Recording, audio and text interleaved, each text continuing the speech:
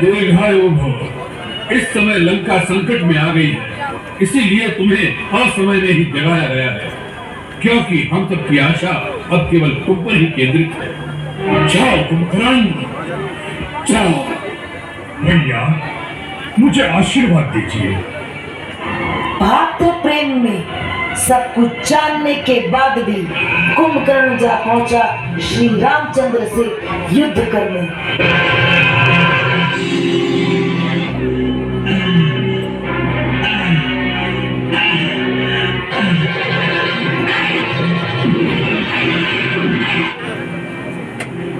पापी को साथ दियो नहीं कारण,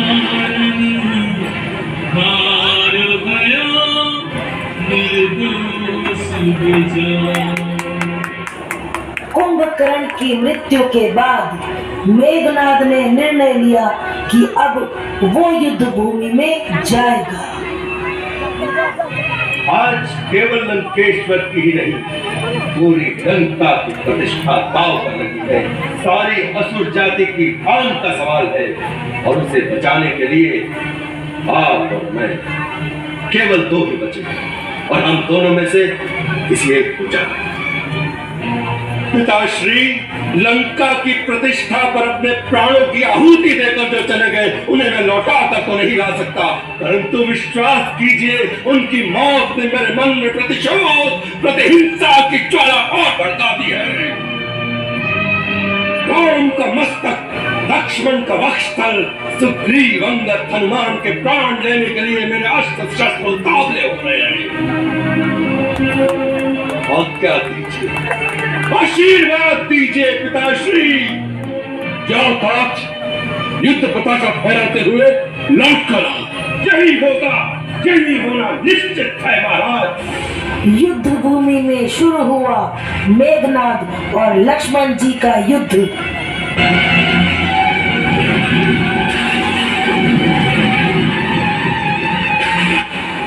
मेघनाद के कपट युद्ध से घायल होकर मूर्छित हो गए लक्ष्मण जी। हनुमान जी, हनुमान जी, ये क्या हो गया?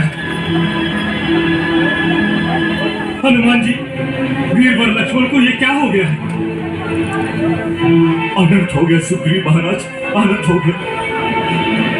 लक्ष्मण, लक्ष्मण, क्या हुआ लक्ष्मण को?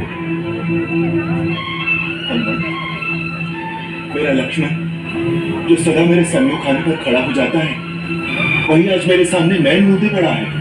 कि कैसे हुआ?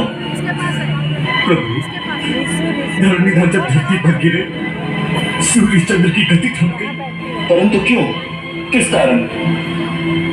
ब्रह्मांड में ऐसी कौन सी शक्ति है जिसने लक्ष्मण को शक्तिहीन कर दिया? भैया की लड़की को थोड़ा बुला दो। क्या क्या ये भी कोई निशाचरी माया है? अयोध्यानाथ, ये निशाचरी माया नहीं, मेघनाद ने घात लगाकर वीर घातनी शक्ति का प्रहार किया है। लंका में हर लोग के निष्णात राजगढ़ सुषेण जी से यदि नाड़ी परीक्षा कराई जा सके तो संभव है वो कुछ उपचार बता सके, परंतु लंका से उन्हें लाना ही असंभव है। असंभव को संभव बनाना हनुमान का काम है। मैं लेकर आऊंगा वैदराज को। और रावण के वैधराज को उठा लाए हनुमान जी लक्ष्मण जी के प्राण बचाने के लिए। उपाय है, लेकिन अत्यंत दुष्कर, अत्यंत दुर्लभ। आप बताइए तो सही श्रीमान जी। क्या बताऊं हनुमान, यहाँ से हिमालय पर्वत तक जाकर सूर्य उदय से पहले लौटकर आना असंभव है, इसलिए बताने से क्या लाभ? वैद्यराज, मैं अपने प्रभु के लिए हिमालय तो क्या, ये तो ब्रह्मलोक की प्रदक्षिणा करके भी रात रात में लौट आऊं। आप वो दुष्कार्य बताइए तो सही। यदि इतना साहस है तो सुनो। कैलाश और ऋषभ पर्वत के बीच दैवीय औषधियों का एक महापर्वत है। वहाँ 4 महाऔषधियां ऐसी मिलेंगी जिनमें एक दिव्य प्रकाश की आभा चारों दिशाओं को प्रकाशमान करती रहती है।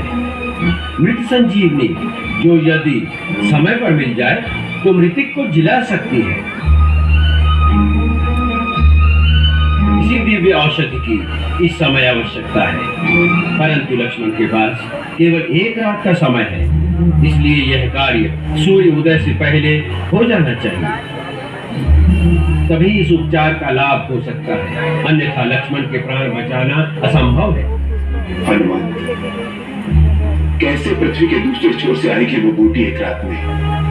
प्रभु, कर्मवीर सोचते नहीं, केवल कर्मरत हो जाते हैं। आप आज्ञा तो दी। संजीवनी लावण चले,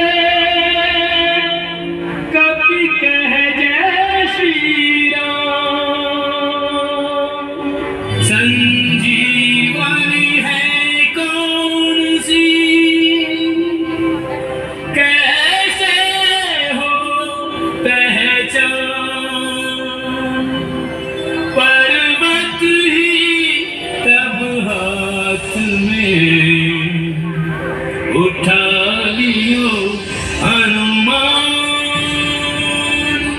जय जय जय हनुमान।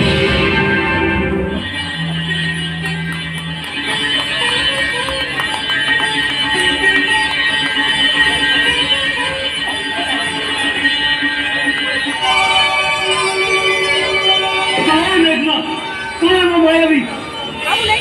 तो युद्ध भूमि में नहीं है। आप यहाँ